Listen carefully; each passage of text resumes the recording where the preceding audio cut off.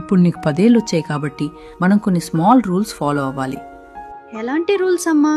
మొదటిది, నువ్వు ఏడవటం వల్ల అన్నీ సాల్వ్ కావు. ఏదైనా ప్రాబ్లం ఉంటే క్లియర్ది చెప్పాలి, ఏడ్చి సాధించకూడదు. That is called communication. రెండవది, నీ హోంవర్క్ నువ్వే చేసుకోవాలి, వేరే వాళ్ళ మీద డిపెండ్ అవ్వకూడదు. నీకేమైనా డౌట్స్ వస్తే హెల్ప్ అడగాలి. That is independence. మూడవది, బొమ్మలతో ఆడుకున్న తర్వాత వాటిని ఎక్కడ తీసావో అక్కడే పెట్టాలి. That is being organised. నాలుగవది, బ్యాడ్ వర్డ్స్ అస్సలు వాడకూడదు. That shows respect. ఐదవది, నువ్వు తప్పు చేసినప్పుడు మనస్ఫూర్తిగా క్షమాపణ చెప్పాలి. That is responsibility. ఆరవది, తెలిసిన వాళ్ళని చూసినప్పుడు మంచిగా పలకరించాలి. That is good manners.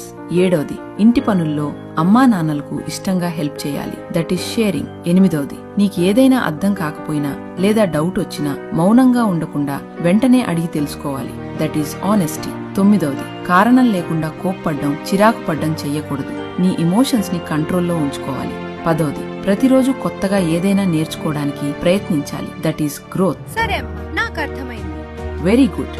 ఇవాళ ఈ రూల్స్ స్ట్రిక్ట్ గా అనిపించొచ్చు, కానీ రేపు మీ పిల్లల భవిష్యత్తుకు ఇవి చాలా అవసరం. బాల్యంలో నేర్పే క్రమశిక్షణే జీవితంలో బలంగా మారుతుంది. ఈ చిన్న పాఠాలు గొప్ప జీవితాలను తీర్చిదిద్దగలవు. ఈ మెసేజ్ ని పిల్లలను పెంచుతున్న